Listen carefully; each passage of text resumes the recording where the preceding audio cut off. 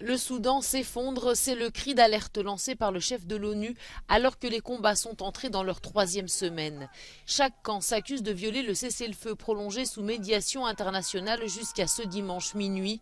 Les combats ont fait au moins 528 morts et près de 5000 blessés selon le ministère de la Santé, un bilan encore très sous-estimé selon les ONG. La trêve n'arrête pas les combats, mais elle permet aux couloirs d'évacuation de rester ouverts.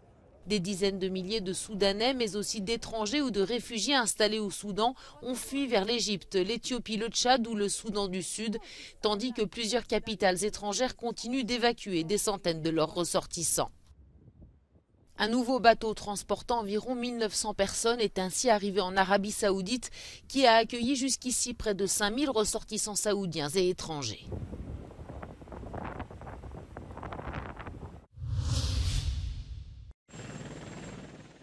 Les Israéliens sont à nouveau descendus dans les rues de Tel Aviv ce samedi pour protester contre la réforme de la justice voulue par le gouvernement de Benyamin Netanyahou.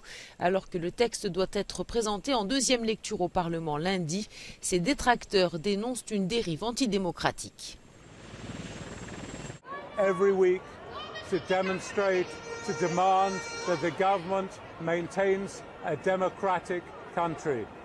Without democracy, we don't have a health system, we don't have justice, and our whole Zionist dream will fail. I'm here and I will be here every week until the government falls. Jeudi à Jérusalem, les partisans de Benyamin Netanyahou avaient également manifesté pour dire leur soutien à ce texte qui vise entre autres à rééquilibrer les pouvoirs en diminuant les prérogatives de la Cour suprême au profit du Parlement.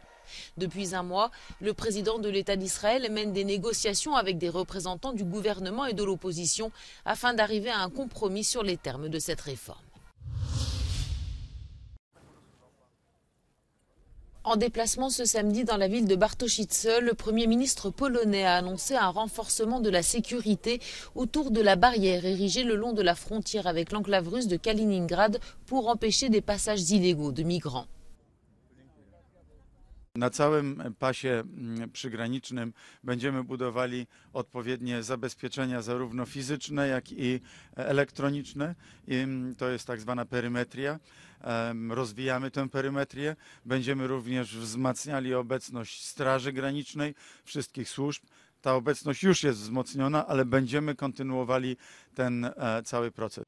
À près de 200 km de Bartoszyce, les mystérieux débris d'objets militaires découverts dans une forêt près de la ville de Bydgoszcz provenaient des essais des systèmes de défense aérienne de la Pologne, selon les médias du pays.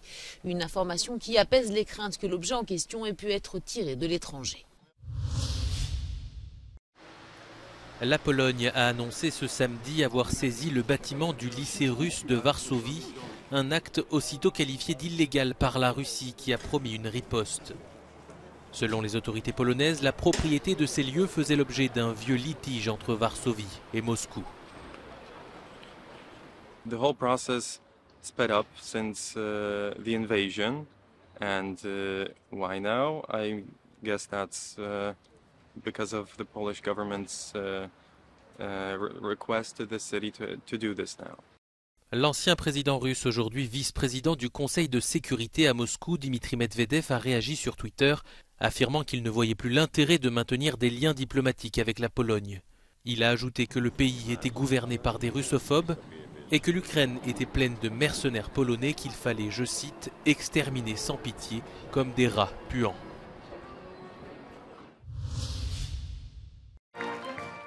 Le dîner de l'association des correspondantes de la Maison-Blanche, il avait lieu ce samedi à Washington.